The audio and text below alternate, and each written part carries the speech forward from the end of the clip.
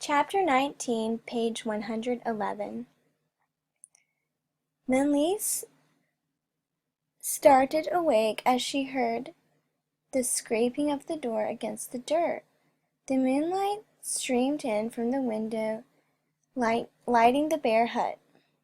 The boy had given her his pile of grass to sleep on and joined the buffalo, using some of its grass as a pillow. But as the buffalo snored loudly, Minli could see the bowl-shaped hollow in the hay was empty. "I wonder where he went," Minli said, and she found herself thinking of Ma and Ba and Dragon all waiting for her.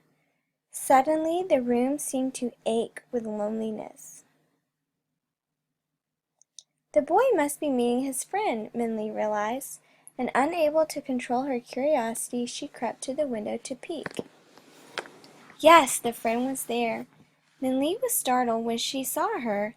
Even with the buffalo boy blocking most of her view, Minli could see his friend was beautiful, even more beautiful than he had described her.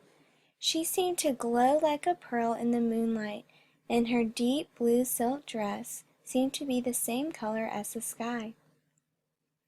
The bag she held in her graceful hand seemed to be made out of the same silk, but the silver thread embroidered on it made it look as if it were made of a piece of a star-scattered sky. Everything about her seemed finer and more delicate than the average person. There was definitely something unusual about the buffalo boy's friend. Minli watched her laugh and then listened intently as the buffalo boy spoke. He gestured to the house, and Minli ducked down just out of sight as the friend glanced toward her. "He must be asking her about how I can see the king," Minli thought. As soon as he dared, Minli peeked again out the window.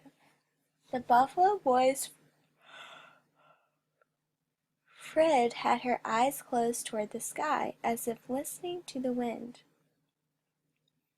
Then she looked at the buffalo boy and spoke.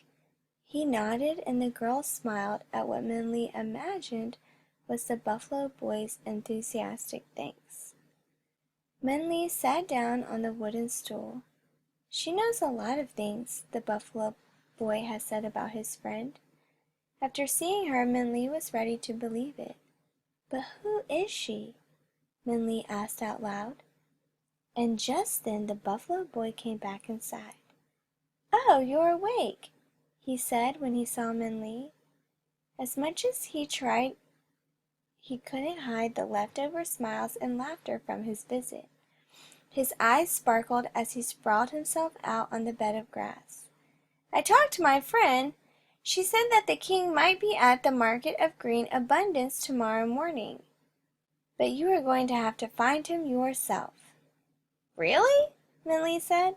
"How does she know?" The boy shrugged. "You didn't ask?" Minli asked. "Don't you think it's mysterious that you only see her once in a while? And you never visit her? She only visits you? And that she knows things like where the king might be tomorrow. Who is she really?"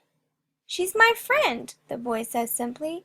"That's who she is, and that's enough for me."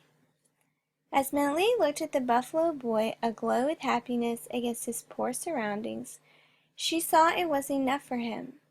More than enough, as the smile kept curling up on his face toward her. Minli's questions fell from her as she realized there was nothing else to say. Chapter 20. Ma and Ba walked quietly through the forest. Their steps made a rhythm to the music of forest noises. Ba's arms ached from carrying the goldfish bowl, but he said nothing. "I can carry the goldfish if you are tired," Ma said. Ba opened his mouth to protest when he heard, "Let her, old man. It's her way of saying she's not angry anymore." Ba closed his mouth and looked at the fishbowl and then at Ma. She stood, waiting, clearly ignorant of the fish's words. He handed the bowl to Ma. "If it gets heavy, I can take it back," he said. We can take turns, Ma said, nodding.